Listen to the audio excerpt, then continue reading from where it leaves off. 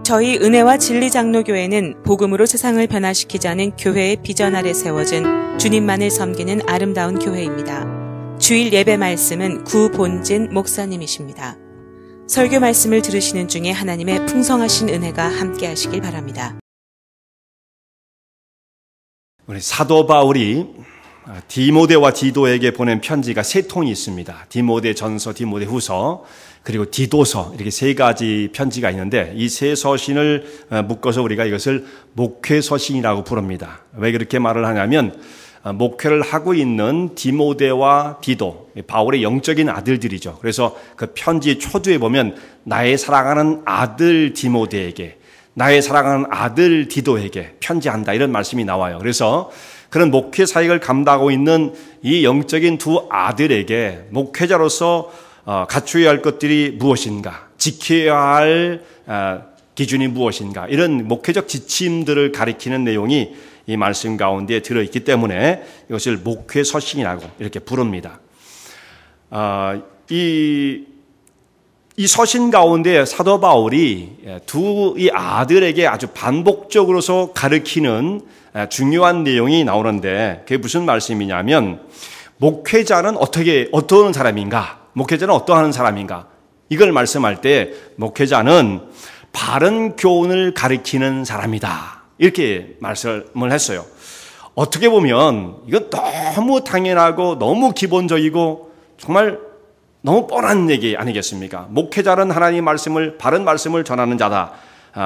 근데 왜 그 누구나 다 알고 있는 말씀을 이렇게 이 편지를 써서 그들에게 교훈을 했어야만 했을까? 그것은 그 당시에 교회의 현실이 어떠했는지를 어느 정도 우리가 짐작하게 해줍니다. 그리고 그런 내용들이 성경 가운데 나타나게 되어지는데, 교회에는 말이죠, 언제나 항상 진리의 말씀만이 증거되어지고 진리의 말씀만이 가르쳐져 왔던 것이 아니라 항상 그곳에는 잘못되어진 교리, 잘못되어진 가르침이 어떤 틈을 타고 파고들려고 하는 기회를 항상 엿보고 있다, 이 말이에요.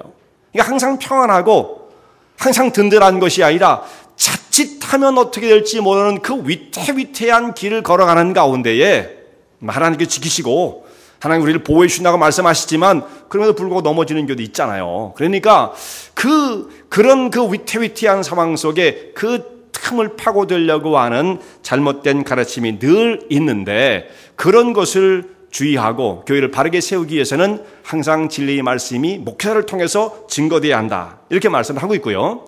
또 혹시 잘못되어진 교리라든지 그런 교훈들이 교회에서 가르쳐진다 할지라도 성도님들이 분별력이 다 뛰어나서 저건 잘못된 거야, 이렇게 되면 안 돼, 이걸 누구나 다 분명하게 알 수 있는 것이어서 거기에 빠져들 위험이 없다고 한다면 참 좋겠지만, 이상하게도 진리의 말씀에 귀를 기울이는 것보다 그런 말에 사람들이 훨씬 더 현혹되기가 쉽습니다. 더 많은 사람이 잘못되어진 교리, 잘못되어진 가르침에 그렇게 더 귀를 솔깃하게 되어지고 그것을 따라가는 위험스러운 일들이 발생하고 있기 때문에 교회를 보호하고 또 성도들을 지키기 위해서 목회자가 해야 할 가장 중요한 것이 하나님 말씀을 바르게 증거하는 것이다, 이런 말씀을 하고 있어요. 오늘 읽었던 우리 디모데전서 4장의 앞에 부분 보면, 우리가 6절부터 읽었습니다만 그 앞에 부분 봐도 거기에 이런 경고가 나옵니다. 사람들이 믿음에서 떠나서 미혹해 하는 영과 귀신의 가르침을 따르는 자들이 나타나게 될 것이다, 이런 말씀이 나와요. 사람들이 그렇게 되어지는 겁니다. 미혹의 영, 귀신의 가르침, 그것에 솔깃하게 되는 사람이 있다, 이거죠. 그 앞으로 가면요, 1장에 있는 앞에 부분을 보면 어떤 말씀이 또 나오냐면, 사람들은 신화와 끝없는 족보에 집착하는 사람이 있다, 이거예요. 신화와 끝없는 이 족보의 문제에 집착하는 게 쓸데없는 것이다, 이런 뜻이죠. 가치 없는 것에 마음을 두고 집착하는 사람이 있을 것이다. 또 1장 10절 말씀 보면 바른 교훈을 거스르는 자들이 나타나게 될 것이다, 이런 말씀이 쭉 경고가 되어 있습니다. 그런 사람들이 있다, 이거예요, 교회에 보면. 그렇기 때문에 이런 환경 속에서 하나님 말씀을 바르게 더 증거하기 위해서는 이 말씀을 전하는 디모데가 하나님 말씀을 잘 전할 수 있는 그런 사역자로서 세움을 입어야 되는데, 그러기 위해서는 그가 끊임없는 성장을 이루어야만 한다. 말씀이 그렇게 연결되어 있습니다. 내가 더욱 하나님의 사자로서, 사역자로서 견고하게 서서 그 역사를 이루어 가야 되는데, 그러기 위해서는 경건에 이르는 연습을 끊임없이 해야 한다. 말씀이 이렇게 이제 연결되어져 가는 것입니다. 그러니까 목회자가 이 사역을 감당하기 위해서는 끊임없는 성장을 이루한다는 말씀이기 때문에 어떻게 보면 우리한테는 해당이 안 되는 것처럼 보이죠. 여러분들에게는. 그러나 다 마찬가지죠. 목회자가 그렇게 성장을 이루어서 온전한 사역을 감당할 수 있는 것처럼 우리 성도님들도 같이 영적인 성장을 이루고 경건에 이르는 연습을 통해서 더욱 생명 넘치는 크리스찬의 삶을 살아갈 수가 있다. 그렇게 말씀이 연결되어지는 것입니다. 자, 경건에 이루기 위해서는 어떻게 해야 되느냐? 첫 번째는, 그러니까 온전한 사역자가 되기 위해서는 첫째는 피해야 할 것과 버려야 할 것을 말씀을 합니다. 내가 조심해야 할 것, 잘 분별하고 멀리해야 할 것들을 먼저 말씀하시고, 두 번째는 경건에 이르기를 연습하라. 이렇게 말씀이 연결되어집니다. 첫 번째, 망령되고 허탄한 신화를 버리라. 이렇게 되어 있어요. 멀리해야 할 것, 경계해야 할 것들입니다. 망령되고 허탄한 신화를 버리라. 이렇게 말씀되어 있어요. 자, 이 망령되다는 것은 거룩하지 못한 속된 것을 의미하고요. 아주 거룩하지 못한 아주 나쁜 것들, 더러운 것들, 이것을 의미하고, 또 허탄한 신화라고 되어 있는데, 이 허탄하다는 말은 우리는 허탄하면 쓸모없는 것, 속이 빈 것 이렇게 생각할 수 있잖아요. 허탄하다, 속이 빈 것, 의미 없는 것 이렇게 생각할 수가 있는데, 실제로 그 속에 들어있는 그 내용이 말이죠. 그 허탄이라는 그 단어가 뭐냐면 진짜 적혀있는 그 내용 그대로만 번역을 한다면 나이 많은 노파라는 뜻입니다. 굉장히 좀 다르죠. 우리 허탄하다는 것과 어떻게 전혀 연관이 없어 보이지 않습니까? 나이 많은 노파, 그러니까 연세가 많으신 할머니 이렇게 돼 있단 말이에요. 그 허탄이란 말이. 왜 여기에 그런 말씀이 쓰이게 되었느냐 하면, 그 당시에 나이가 많으신 연세 많은 그 노인 노파가 이곳저곳을 다니면서 쓸모없이 쏟아놓는 그 의미 없는 이야기들, 그거예요. 그러니까 망령되고 허탄한 신화를 멀리하라는 것이, 그렇게 나이 많으신 그런 분들이 여기저기 다니면서 한담을 하고 잡담을 하고 의미 없는 이야기들을 하고 이런 것들을 쭉 했을 때에 그런 것들을 멀리하고 현혹당하지 않도록 해라, 이런 말씀인 것입니다.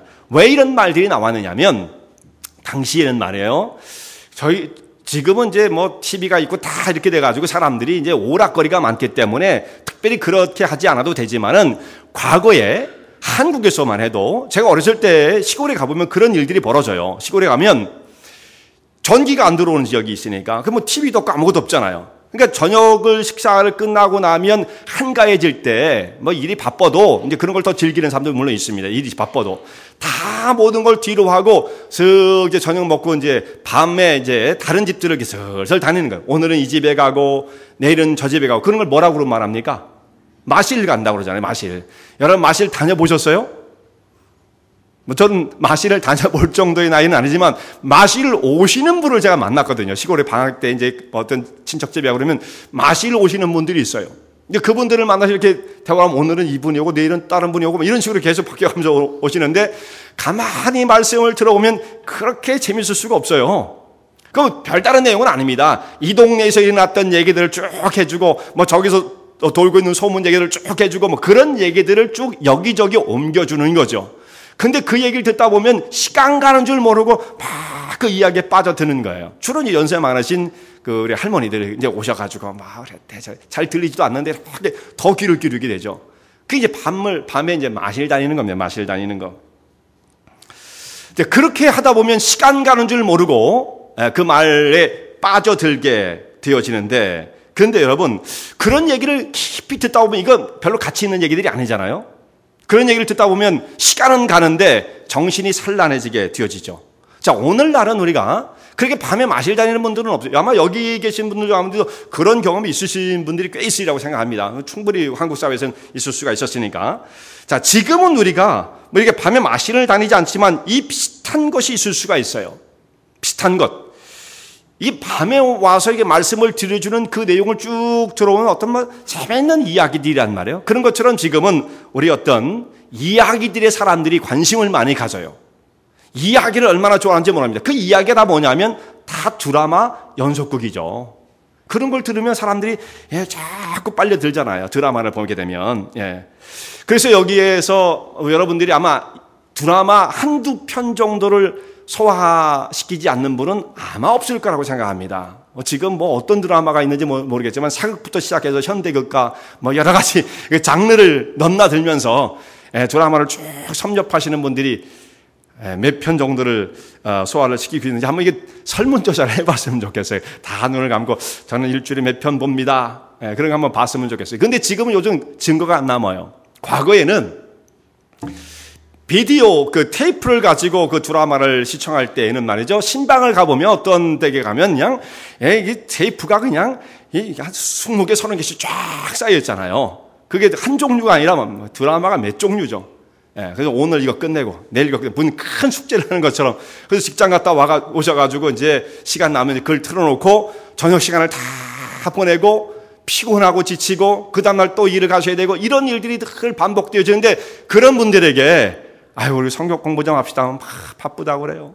피곤하다고 그러고 시간 없다고 그러고 근데 그런 분들이 집에 가면 크게 빨려든단 말이에요. 근데 지금은 얼마나 보시는지 증거가 없어요. 지금은 알 수가 없어요. 다 다운받아가지고 인터넷으로 보니까 저번에 몇 편을 보는지 그냥 라이브로 봐버리니까 그 증거가 안 남잖아요. 우리 이것을 좀 경계해야 합니다. 경계해야 돼요. 물론 전혀 여러분들이 드라마를 보지 마십시오라고 드리는 말씀은 아니에요. 그것도 일종의 하나의 사람이 그냥 드라이하게만 살 수는 없으니까 약간의 엔터테인먼트 그것을 그걸 죄악시하고 문제시 삼을 필요는 없거든요. 그걸 저는 나쁘다고 생각하지는 않습니다. 문제는 뭐냐면 뭐든지 그야말로 적당히 해야 돼요. 적당히. 근데 이 적당히가 어디까지냐 이 자기 삶 속에 잘 기준을 삼아야 합니다. 나는 한 서너 편이 적당히야.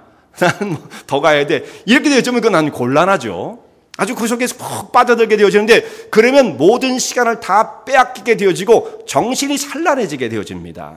문제가 더 심각한 건 뭐냐면 그런 드라마라든지 연속극이 계속 사람의 꼬리에 꼬리를 물고 관심을 갖게 하고 거기 속에 이제 자꾸 집중하게 만들게 되어지는데 그렇게 되어지면 시간을 많이 잃어버리게 될 뿐만 아니라 더 중요한 게 뭐냐면 세상적인 가치관으로 그 사람의 삶이 정립될 수밖에 없다는 것이 문제예요. 자, 이게 가장 문제입니다, 사실. 계속 주입받는 메시지가 뭡니까? 거기서부터 우리에게 전달하고자 하는 메시지가 이렇게 가치 있고 숭고하고 고결하고 그런 거 아니잖아요. 세상에 순잡다한 그냥 만담 속에서 나올 만한 그런 이야기들이 주류를 이루고 있단 말이에요. 그런 것이 우리는 모든 어텐션을 거기다 다 빼앗기고 그것에 관심을 갖고 있으면 들어오는 정보가 다 그런 것이기 때문에 결국 이게 다 어디로 갑니까? 내 마음속에 심령 속에 차곡차곡 쌓일 수밖에 없죠. 그것으로 우리는 트레인되어지는 것입니다. 나도 모르게. 그러니까 삶의 가치관과 그 기준이 나도 모르게 드라마 속에 펼쳐지는 그 삶이 내 삶의 기준이 되어버리고 마는 거예요. 그렇게 되면 문제가 되는 거죠. 이 삶을 보고 바라보는 모든 시각과 입장이 그 정도의 입장과 시각에서 그 기준에서 모든 것을 보고 판단하고 결정을 짓고 이렇게 된다면 크리스찬의 삶, 영적으로 새로워지고 성장해야 할 우리들의 경건의 삶은 서 있을 곳이 없다는 것입니다.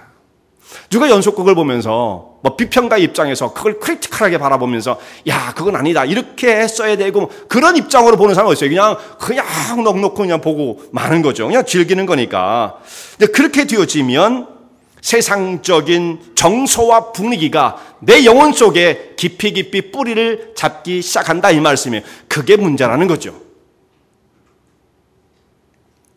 그게 문제인 것입니다. 자, 이것이 어떤 거와 우리가 비교해서 생각할 수가 있느냐면 과거에 이 성경 말씀이 기록될 당시에는 TV 드라마가 없었잖아요. 근데 사람들은 어떤 그런 소일거리, 어떤 재밌는 것, 오락, 그 다음에 이야기, 만담들을 굉장히 좋아하거든요. 당시에는 TV 드라마가 없었으니까 대신 그때는 이 녹화해서 할 수 있는 건 없고 그냥 무조건 생생하게 라이브로 다 보여주는 거잖아요. 연극장들이 굉장히 발전을 했던 게 지금은 이제 영화관이든지 TV라든지 그런 매체가 좀 달라졌지만 그때는 야외 연극장이 있었습니다. 연극장, 극장이 있었던 거예요. 거기 가면 말이죠, 계단식으로 쫙 이렇게 그 좌석을 배치시켜 놓고 앞에 음향공학적으로 이것을 잘 그 공간을 만들었기 때문에 마이크 시설이 없어도 뒤에 있는 사람까지 다 소리가 전달될 수 있는 그런 대형 극장들을 마을마다 다 지어놓고 라이브 공연을 했던 겁니다. 그럼 그게 사람들이 막 밤마다 몰려들어가지고 이제 그런 것을 관람을 하고 그렇게 되었던 거예요. 그러면서 또한 뭐가 있느냐 하면 원형 경기장에서 검투사 경기를 냈죠. 검투사 경기. 그렇게 하는 데에는 황제가 엄청난 돈을 들여가지고 로마 시대에 로마 황제가 엄청난 돈을 들여서 원형 경기장을 자기 손으로 자기 힘으로 돈으로 그걸 짓고 또 거기에 원형 경기장에 들어오는 그 모든 경기에 얼마나 많은 돈이 들어가겠습니까? 그런 것을 다 자기가 대가지고 백성들에게 그야말로 엔터테인먼트를 제공하는 겁니다. 그렇게 했던 이유가 뭐냐? 사람들은 말이죠, 뭔가 내 마음속에 쌓이고 이게 자꾸 그 스트레스를 받는다든지 뭐 복잡한 생각들이 마음속에 남게 되어지면 어디론가 분출을 시켜야 되는데 그것이 적절하게 배출구를 못 찾게 되어지면 어떻게 되어지냐면 자칫하면, 항상 그런 건 아니어도 자칫하면 이것이 황제에 대한 불만, 정부에 대한 불만, 국가에 대한 불만으로 표출되어지면 통치가 불가능한 거거든요. 그러니까 적당히 이것들을 해소시키고 주의를 다른 곳으로 돌리도록 만들어야 합니다. 너무 지나치게 정치에 관여를 하게 하고 관심을 갖게 하면 어떤 황제라도 그 나라를 다스릴 수가 없어요. 백성들이 한마디씩 다 아구성을 친다면 황제가 어떻게 백성들의 마음을 다 만족시킬 수가 있겠습니까? 그건 누구도 못하는 겁니다. 아무리 뭐 현자인 철학자인 그런 황제가 그 정치를 한다 할지라도 세종도왕도 못하는 거예요. 그것은요. 아무도 못하는 겁니다. 그러니까 백성들이 그 관심을 다른 데서 돌리게 하고 그런 어떤 마음속에 일어나는 그런 욕구들 말이죠. 그런 불만사항들을 적절한 배출구를 찾게 해주는데 그게 이제 극장 같은 데 가서 막 소리를 지르고 그렇게 하면 이제 배출이 되어지는 거예요. 그러면서 관심을 이제 거기에 쏟게 되어지는 겁니다. 그럴 때, 그죠? 당신들은 그냥 이렇게 살고, 정치는 우리가 할 테니까, 그래서 세금이나 내고, 이렇게 살아라. 하나의 통치의 수단으로서 이것을 사용했던 것입니다. 뭘 의미하냐면, 사람들이 생각을 하고 어떤 방향을 갖고 살아가야 할지에 대한 그 방향성을 흐트러 놓는 거죠. 그것이 칼날이 자기를 향하면 아주 곤란하니까. 여러분 생각해 보세요. 우리 성도님들은 어떤 생각과 방향을 가지고 살아가야 하는가? 그 생각을 하나님께로 돌리고 교회 중심으로 돌리고 그렇게 하면 할수록 어떻게 되겠습니까? 정말 복잡해질 겁니다. 그죠? 그렇게 복잡해져야 돼요. 우리 아무런 생각 없이, 그죠? 아무런 생각 없이 이 세상적인 어떤 기준과 판단에 의해서 그렇게 무질서한 상태로 가서는 하나님의 교회가 바르게 세워질 수가 없다는 말씀이죠. 그렇게 마음을 쏟고 마음의 중심을 모으는 가운데 혹시 좀 복잡해지더라도 그런 가운데 영적인 성장이 일어나는 것이고 교회가 바르게 갈 수가 있는 것입니다. 오늘 성경에 여기 노파들의 허탄한 신화, 이게 말이죠. 비슷한 역할을 했던 거예요. 사람들의 주의를 다른 데로 환기시켜버리는 거죠. 영적인 것에 관심을 두지 못하게 만드는 것입니다. 방향을 다른 것으로 바꿔버리는 것입니다. 그렇게 되어지면 우리는 의미 없는 것에 시간을 다 낭비할 수밖에 없다. 이런 말씀이에요. 그런 이야기를 들으면 이야기를 들을수록 자꾸 심오하게 빠져들고 내가 정말 고민하고 바라봐야 할 것들을 잊어버리고 마는 것이죠. 그렇게 될 때 영적인 엄청난 손해가 온다. 이런 말씀이에요. 교회도 문제가 없이 하나로 이게 아무런 문제 없이 자본 없이 교회를 이끌어 가기 위해서는 좋은 방법이 사실상 없는 게 아닙니다. 있습니다. 어떤 방법이 있느냐면 교회에 정신없이 행사를 하는 거예요. 교회에서. 사실 지난 6월 달에 오늘 6월 달에 우리 교회가 굉장히 행사가 많았죠. 아마 정신이 없어요. 이 행사가 많으니까. 근데 그렇게 행사를 많이 하다 보면은 정말 바쁘고 피곤하고 그러니까 뭐 다른 것에 신경 쓸 겨를이 없는 것입니다. 그러면서 그냥 정말 비몽사몽간에 막 행사에 매달려 가지고 막 그 시간을 다 쏟고 정열을 쏟고 그 일을 해 나가고 있는데 그러면서 속으로 어떤 생각을 하냐면 이렇게 행사를 하다 보면 교회에서 많은 행사를 다 하다 보면 그 속에 보람도 있습니다. 아, 우리가 뭔가를 했어. 우리 교회가 요즘 막 왕성하게 움직이는 것 같아. 그러면서 속으로 생각하기를 이게 뭔가 잘 되고 있는 것이라고, 이게 뭔가 영적인 엄청난 일이, 위대한 일들이 벌어지고 있는 것이라고 하는 그야말로 심각한 착각을 갖게 만듭니다. 여러분, 행사는 행사일 뿐입니다. 이 행사가 사람을 못 바꿔요. 행사가 사람의 영혼을 바꾸는 것이 아닙니다. 오히려 분주하게 그래서 행사가 필요 없다는 것은 아니지만 행사가 능사가 아니라는 거죠. 오히려 사람의 마음을 분주하게 만들고 그저 이제 집중하지 못하도록 만들 수가 있어요. 절대로 영혼은 안 바뀝니다. 내가 그거 한번 행사하고 봉사를 했더니 영혼이 바뀌어요? 성장할 수가 있습니까? 그렇지 않다 이거죠. 그런데 속으로는 그럴 것이라고 기대를 갖게끔 만들어요. 그러니까 위험한 거예요, 사실.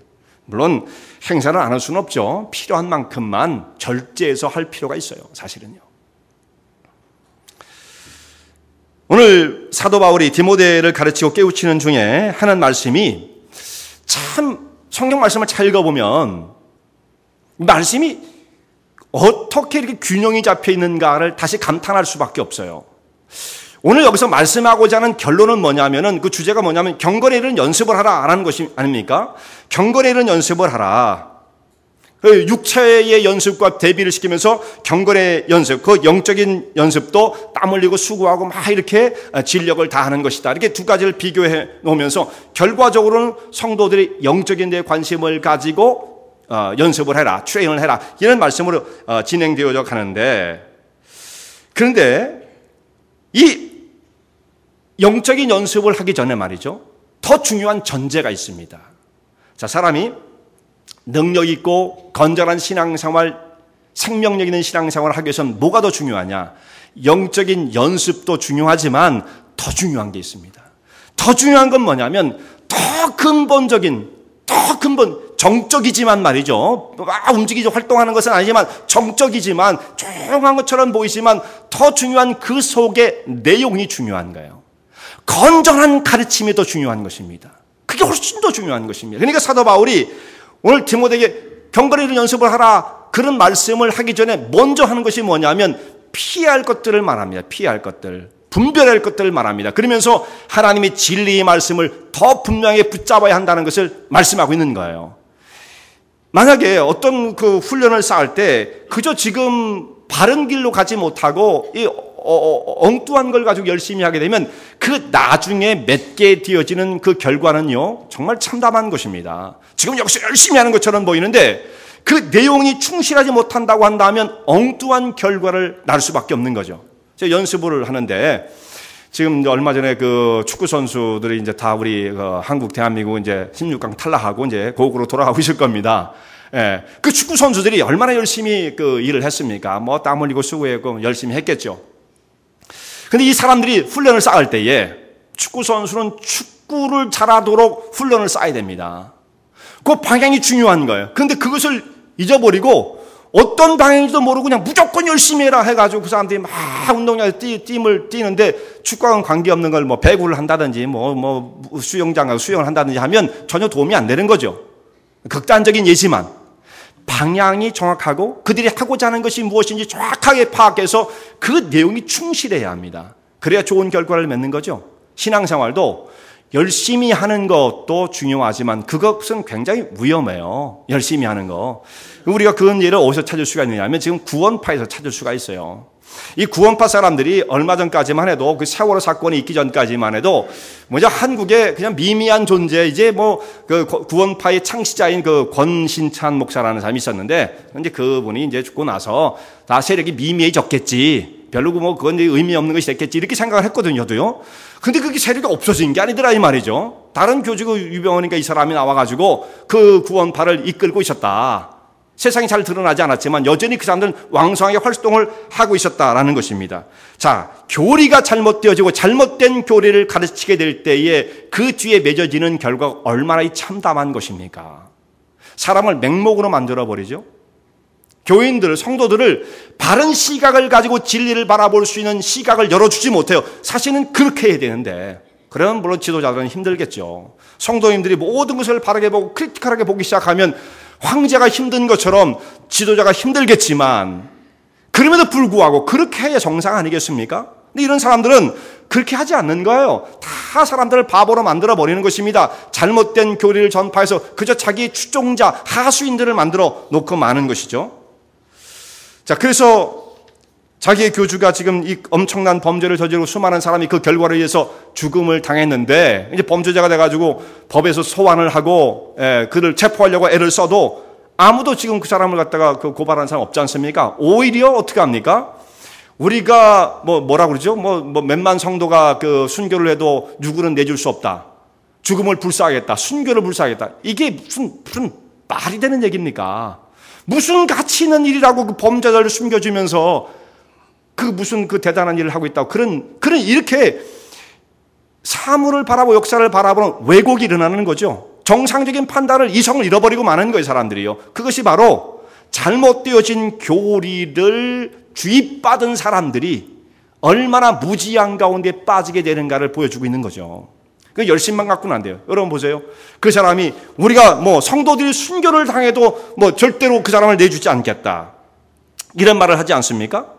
네. 그 순교를 할 정도로 열심을 품지만 그 열심이 무슨 의미가 있습니까? 아무 소용이 없는 거죠.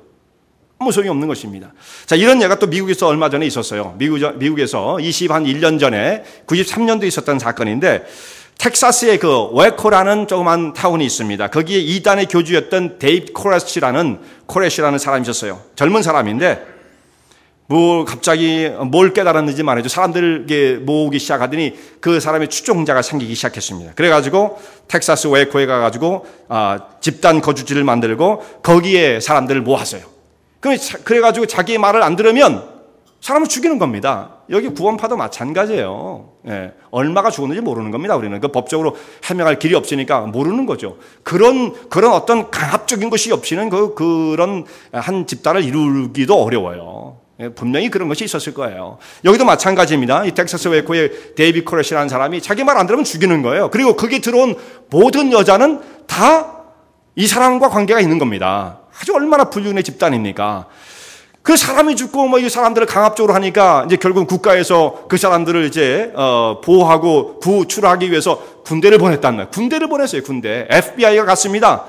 군대하고 막 대치를 하던 중에 결국은 거기에서 인화물질 같은 것을 밖에 이렇게 쌓아놓고 대치를 하다가 폭발을 해가지고 거기 있는 사람이 다 죽었어요. 그래서 76명이 죽었습니다. 자, 죽음을 불쌍하는 열심이 있었죠. 이거보다 더 열심히 어떻게 하겠습니까? 이거보다 더 열심히 어떻게 해요? 죽음이 두렵지 않아요.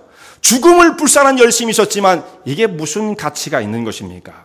그러니까 여러분, 맹목적인 열심이 얼마나 위험한 것인가를 깨우쳐주죠.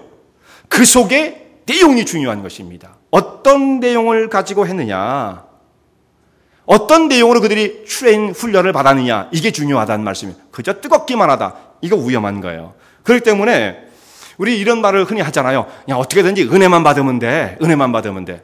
여러분 그렇습니까? 은혜만 받으면 됩니까? 그것처럼 위험한 것이 없고 그것처럼 정말 무지한 이야기가 없는 것입니다.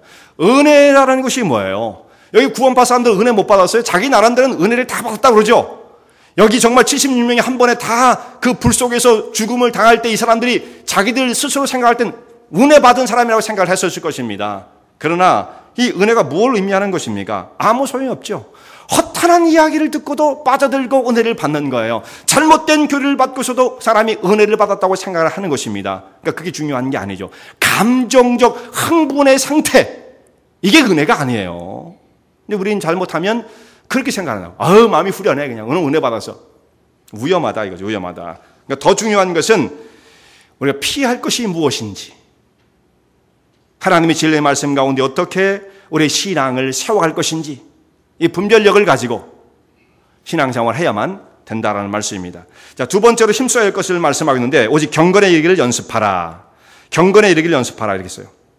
원어를 그대로 번역을 한다면 이렇게 말할 수 있어요. 경건을 위해서 너희 자신을 훈련시켜라. 경건에 이르기를 연습하라. 이게 너 자신을 경건을 위해서 훈련시켜라 해요. 트레이닝 해라. 트레이닝 해라. 여기에서 사용하고 있는 연습이란 말이요, 그 뒤에도 나오는데, 육체 연습이 뭡니까? 트레이닝하는 거잖아요. 막 열심히 운동하는 거 아닙니까? 그런 것처럼 너희 자신을 열심히 잘 훈련시켜서 경건에 이르는 훈련을 계속 지속해라, 이런 말씀입니다. 자, 운동선수들이 그 자기의 그 분야에서 두각을 나타내기 위해서는 얼마나 열심히 운동을 합니까? 하루 종일 그거에 매달리고 있는 거죠. 우리 한국 선수들도 얼마나 그거 뭐 땀 흘리면서 수고를 했겠습니까만은 그래도 그냥 뭐 얼마 못 가고 그냥 집으로 가야 된다 이 말이에요. 더 잘하는 사람이 있으니까 이 사람들이 덜 했기 때문이 아니라 그냥 수준이 좀 다른 사람이 있으니까 거기 못 가는 거죠. 그러니까 더 잘하기 위해서 또 더 많은 사람들이 더 수고를 하고 땀을 흘리고 이렇게 훈련을 쌓게 되어지는 것입니다. 너무 이렇게 많이 하다 보니까 육체가 말이죠. 나중에는 지치고 피곤해서 이런 사람일수록 운동하는 사람들이 몸이 신체가 건강하니까 장수할 것처럼 보이잖아요. 근데 너무 젊었을 때 고강도의 운동을 오래 한 사람들은 장수를 못해요. 고강도의 운동을 너무 많이 한 사람들은.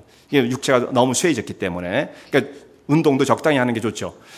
지금 타이거 우즈 같은 사람, 세계 넘버원으로 골프 선수를 할 때 그것을 유지하기 위해서 다른 사람이 자꾸 올라오니까 그걸 유지하기 위해서 더 무리하게 훈련을 해야 된단 말이죠. 그러니까 자기 몸이 다 부서지고 마는 거예요. 뭐 무릎 관절이 나갔다, 뭐 허리가 어떻게 됐다. 이제 선수 생명이 거의 끝난 것처럼 보여요. 그만큼 훈련을 쌓아서 관절이 닿을 만큼, 닳아 없어질 만큼 훈련을 쌓아야 그 경지에 가는 것입니다. 그냥 되는 게 아니죠. 그런 것처럼 말씀드리고자 하는 것은 바로 그것입니다. 그렇게 열심히 훈련을 쌓아야만 경건도 나아질 수가 있다는 거죠. 그냥 되는 게 아니에요. 이런 과정들을 거치면서 경건의 훈련이 점점 쌓아져 갈 수가 있는 것입니다. 그런데 육체 훈련을 쌓으면 육체 훈련은 약간의 유익이 있다 그랬어요. 약간의 유익이 있다. 육체 훈련도 적당히 하는 것, 건강을 위해서 하는 것은 유익하죠. 건강한 사람이 뭐든지 활동적으로 다 잘하고 건강이 중요합니다. 건강이 약해지면 다른 걸 하고 싶어도 못하는 게 얼마나 많아요. 그러니까 여러분들도 건강을 유지하기 위해서 적당한 운동을 하는 건 굉장히 중요해요. 스트레스를 막 받을 때 스트레스를 막 풀지 말고 운동을 하면서 그걸 통해서 스트레스를 조절하는 것도 굉장히 좋은 방법이란 말씀이죠. 아마 지난주에 여러분들이 그런 것들을 나누지 않았을까 싶습니다. 자, 이렇게 건강을 지키기 위해서 운동하는 것, 이것은 약간의 유익이 있다. 그런데 경건의 훈련은 범사의 유익이 있다. 이렇게 말씀을 했어요. 더 많은 것에 유익이 있어요. 금생과 내생의 약속이 있다. 말씀을 하십니다. 육체 연습은 우리가 이 땅에 살 때 건강한 그 몸을 보장해주고 또 활력 있게 삶을 살게 해주니까 참 좋은 것이죠. 그러나 그 건강을 가지고 우리가 천국에 가는 건 아니에요. 우리가 어떤 분들은 그냥 몸을 가꾸기 위해서 막 너무너무 애를 쓰는데 그것 갖고 천국에 가는 건 아니에요. 그냥 당시 이 땅에 속한 시대 속에 사는 거기에만 해당되는 것이지 천국과는 관계가 없어요. 그러나 경건의 훈련은 범사에 유익한데 이 땅에서도 있고 내생에서도 유익이 있어서 약속이 있다. 이렇게 말씀을 하십니다. 금생에도 이 땅에서도 약속이 있는데 무슨 약속이 있을까요? 이 땅에서는 경건의 훈련을 많이 쌓게 되어지면 무슨 유익이 있겠습니까? 경건을 훈련을 쌓으면 사람이 인품이 일단 고상해지죠. 예수님을 닮아가면서 넉넉해지고 부요해지는 것입니다. 부요해지는 것입니다. 강해지는 사람이 되어져. 더 넓은 사람이 되어지는 것입니다. 물론 이것이 쉬운 것은 아니죠. 예수님을 더 깊이 닮게 되어지면 그 인격 속에서 풍겨져 나오는 예수님의 체치가 다른 사람에게도 전달되어 줄 수 있는 이런 풍성한 삶을 살아갈 수가 있는 것입니다. 초대교회 교부 가운데에 아다나시우스라고 하는 명석한 아주 경건한 학자가 있었습니다. 아다나시우스. 중요한 사람인데요. 이 사람이 이런 말을 했어요. 사람의 영혼 가운데 두 가지 양식이 있는데 한 가지는 사악한 것, 악한 것도 양식이에요. 또 그 반면에 다른 데에는 덕을 세우는 거룩한 것, 덕을 세우는 것, 경건에 이르는 것, 이것도 하나의 양식이다. 사람이 사악한 것을 계속 주입을 받고 그것이 의존해서 삶을 살아가면 어떻게 살아가겠습니까? 영혼이 사악해질 수밖에 없다. 그랬단 말이에요. 그런데 이 경건하고 덕을 세우는 것을 의존해서 삶을 살아가게 되면 그 사람이 나중에 맺게 되어질 그 결과는 어떠하겠느냐? 금생과 정말 내생의 약속이 있다 이 말씀이죠. 그런 사람이 영혼이 무엇을 섭취하고 살았느냐에 따라서 그 마지막 결과가 맺혀지는 거예요. 자, 신앙의 모습으로 우리가 예수님을 믿는다고 하지만은 계속 사악한 것, 여기 계속 그런 경고가 나오지 않습니까? 미호의 영을 따라서 거짓된 영에 따라가면 안 된다. 만약에 그것을 계속 우리가 따라가고 그것에 대한 경계심을 풀었다고 한다면 그거의 결과가 나타날 수밖에 없는 거예요. 그것을 잘 경계하고 분류해서 거룩한 것을 따라 자기 신앙을 잘 진행시키고 훈련을 쌓았다고 한다면 거기에 대한 결과가 있게 되어질 것입니다. 그것이 내생으로 연결되어진다. 곧 구원을 의미하고 있는 것이죠. 자, 이 경건의 훈련은 쉬운 것이 아닌 것입니다. 오늘 성경에 보면 경건의 훈련을 어떻게 쌓느라고 말씀을 하고 있느냐면 경건의 일을 연습하라 이렇게 말씀을 해놓고 또 그 다음에 10절 말씀을 여러분 한번 보세요. 10절. 거기를 보면 이를 위하여 우리가 수고하고 진력하는 것. 수고하고 진력한다 이렇게 되어 있습니다. 수고는 이게 땀 흘려 열심히 일하는 걸 수고라고 그래요. 그러니까 노동하는 겁니다. 경건의 훈련을 쌓는 것을 마치 그렇게 표현을 했고 또 진력이라는 것은 뭐냐면 거의 전쟁의 수준이에요. 전쟁의 수준. 전투를 벌이는 것. 그 정도의 수준이고요. 몸부림을 치는 것을 의미합니다. 괴로움에 몸부림을 치는 것. 영어 성경에 보면 이게 헬라에서 나온 그 말인데 그걸 그대로 번역을 했어요. 몸부림을 치는 겁니다. 괴로움에. 신음을 토하는 것입니다. 그러니까 땀 흘리고 수고하는 정도를 넘어서서 그것뿐만 아니라 몸부림을 치는 이 단계까지 갔을 때에 경건의 훈련이 이루어지게 된다. 이런 말씀이에요. 쉽게 되는 게 아니죠. 그 쉬우면 얼마나 좋겠어요. 근데 그렇지 않아요. 열심히 우리가 여기에 훈련을 쌓아가야 하는 것입니다.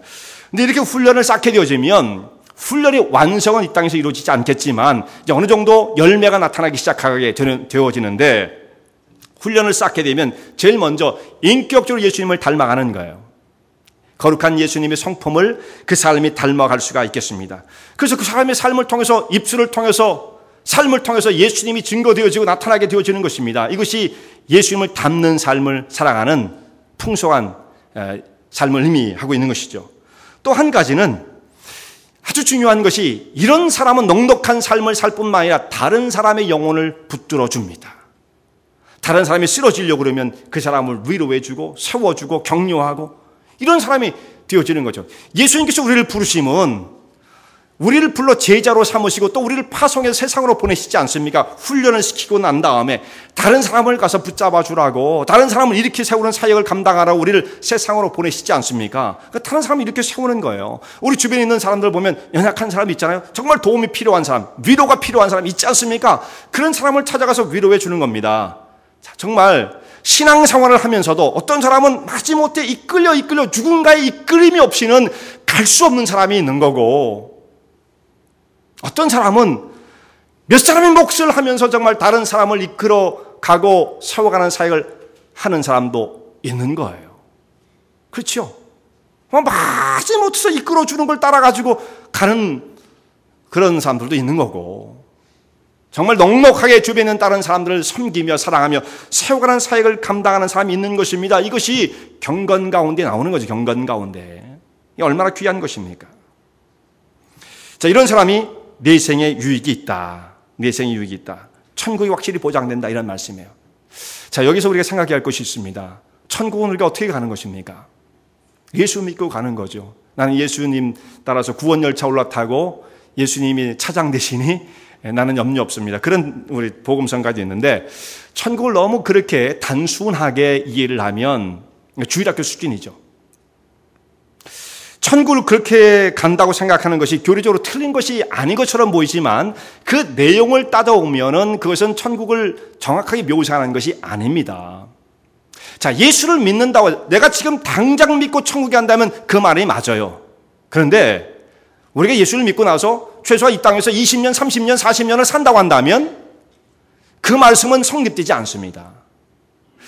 그 사람이 예수를 믿는다고 하는 그 믿음이 어떻게 그 과정을 통해서 증명될 것인가가 중요한 문제로 대두가 되어지는 거죠. 그 사람이 믿음이 있다고 한다면 어떤 삶을 살아야 되는가?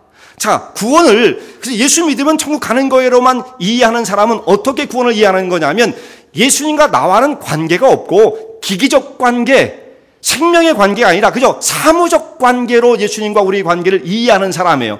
그건 구원을 잘못 이해하고 있는 것입니다. 구원은 그렇게 이루어지는 것이 아닙니다. 예수님과 우리의 인격적 관계를 통해서 이루어지는 거예요. 인격적인 관계가 발전하고 새로워지고 생명의 관계가 튼튼한 사람이 마지막에 가봤더니 천국도 보장되어지는 것이지 여기서는 그런 관계를 한 번도 맺어본 적이 없는데 그래도 나는 믿었으니까 가보면 있겠지. 그건 잘못된 생각이에요. 그건 구원의 교리를 잘못 가르치고 있는 것입니다. 그게 아닙니다. 그러니까 절대로 아닙니다. 예수를 믿는다고 한다면 인격적 관계가 성립이 돼야 하는 것입니다. 내가 주님을 섬기고 바라보고 닮아가고 이런 과정이 그 삶 속에서 왕성하게 나타난 사람이 천국을 이루는 거예요. 그러니까 오늘 그렇게 돼 있지 않습니까? 경건을 이루어라. 경건의 연습을 통해서 많은 유익이 있는데 어떤 유익이 있느냐? 금생과 내생의 약속이 있다. 내생의 약속이 무엇입니까? 그런 사람이 약속되어진 거란 말씀이에요. 예수 믿으면 그 과정은 다 생략되어지고 어찌하든지 천국을 간다. 그건 성경에서 가르치는 말씀이 아닙니다. 여러분, 그렇게 오해하면 천국 앞에 갔을 때에 너무 심히 당황스러우실 것입니다. 자, 경건의 훈련, 세 가지로 말씀드리고 오늘 말씀을 마칠 겁니다. 첫 번째, 말씀을 통한 훈련이에요. 경건의 연습을 해라 하는데 어떻게 할 것이냐? 말씀을 통한 훈련입니다. 말씀과 기도와 또 실천적인 연습을 통해서 이루어지게 되는데 하나님 말씀을 깊이 우리가 연구하는 거예요. 공부해야 돼요. 하나님 말씀을 묵상을 하고 또 하나님 말씀이 너희 안에 풍성히 거하게 하라. 그리스도의 말씀이 너희 안에 풍성히 거하게 하라. 그 말씀처럼 정말 주의 말씀이 내 영혼 속에 가득하게 채워질 수 있도록 하나님 말씀을 가까이 하고 공부하고 또 귀를 기울여 말씀을 듣고 이 과정이 꼭 필요한 것입니다.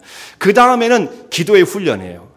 여러분 다 우리가 기도하지만 기도가 훈련이라고 표현하는 것은 뭐냐면 기도야 다 해요. 위급할 때는 다 하죠. 하나님 살려주세요. 뭐 이거 좀 도와주세요. 이렇게는 할 수 있을지 모르지만 그게 또 기도의 세계가 다는 아니지 않겠어요. 더 깊은 세계가 있습니다. 그러니까 더 그 기도의 세계를 향해서 주님과의 깊은 영적인 관계를 맺기 위해서 나아가는 것입니다. 말씀을 많이 하는데 이 기도의 단계가 그렇게 그 성숙하게 무르익지 못하면 이 말씀을 많이 아는 것은 어떻게 역할을 하게 되냐면 내 영혼에 유익을 주지 못합니다. 대신 이것이 어떻게 되냐면 그냥 상대방을 정죄하는 무기가 돼버려요. 마귀를 물리치는 무기라고 사용한다면 좋지만 그게 아니라 그냥 사람 주변에 있는 사람들을 정죄하고 판단하는 무기로 사용한단 말이에요. 그건 아주 굉장히 그건 그 반대의 그 역할을 하게 되는 것이죠. 하나님 말씀을 우리의 심령 속에 간직할 뿐만 아니라 기도하는 가운데 우리 영혼이 그 말씀을 충분히 소화할 수 있어야 한다. 그때 우리가 영적인 경건을 이루어갈 수 있는 것이고요. 마지막으로는 실천적인 연습이 필요합니다. 여러분 말씀을 딱 훈련을 하는 거죠. 순종하는 거예요. 근데 이게 얼마나 어렵습니까? 쉬운 거 아니잖아요. 한 번에 되지 않습니다. 근데 운동 선수들 하는 걸 보면 그 사람들을 통해서 우리가 배우는 게 있다는 말씀이에요. 운동선수가 하루아침에 그렇게 고난도의 기술을 발휘하는 데까지 경지에 갔느냐? 그런 사람 아무도 없죠. 그렇게 세계 유능한 사람도 끊임없이 연습한 다음에 거기에 가는 것입니다. 그런 것처럼 경건의 훈련도 오늘도 실패했지만 또 다시 일어나서 반복을 하는 겁니다. 또 다시 일어나는 거예요. 또 다시 일어나 실천을 해보는 것입니다. 분노를 잘 조절해야 되는데 그 조절 안 됐으면 그 다음에 또 해보는 것입니다. 형제에 대해서 정말 우리가 나쁜 말 하지 말아야 되는데 그걸 또 자기 입에서 그런 실수가 나갔다면 그것을 또 절제를 하고 뉘우치고 또 연습을 하는 거죠. 그런 과정을 되풀이하고 의도적으로 열심히 되풀이하다 보면 우리가 언젠가 점차 우리 신앙의 모습이 달라지게 되어진다는 말씀입니다. 자, 이제 이번 주에 우리 교회에서 전교인 수련회를 출발하게 되어집니다. 이것이 결론은 아니에요. 앞에까지 쭉 제가 드린 말씀이 다 결론이고, 이제 덤으로 한 가지 더 드리는 말씀이 있는데, 우리가 생활하는 이 장소를 떠나서, 우리 방해하는 모든 그 여건들을 다 뒤로 하고, 조용한 곳으로 우리가 출발을 할 거예요. 거기 가서 이제 말씀을 우리가 함께 나누고, 기도하는 시간을 갖고, 또 성도들이 함께 교제하는 시간을 가지고, 또 뭐 밥하고 이런 거 생활에 우리 얽매이지 않을 겁니다. 그냥 다 해주는 거 그냥 우리 카페테리아에 가서 그냥 밥을 식사를 하게 될 것이죠. 여러분 하나도 염려할 것 없이 그래서 마음껏 쉬기도 하고 너무 프로그램이 지금 그냥 이렇게 타이트하지 않느냐? 그렇게 안 할 테니까 그냥 푹 쉬도록 해드릴 테니까 일단 다 참여를 하자고요. 다 여러분 쉬게 편안하게 해드릴 테니까. 그래서 우리가 수련회 가서 함께 손에 손을 잡고 기도하고 말씀을 나누고 또 은혜를 함께 나눌 수 있는 그런 수련회가 될 수 있도록 여러분이 힘을 모아주시고 기도해 주시길 바랍니다.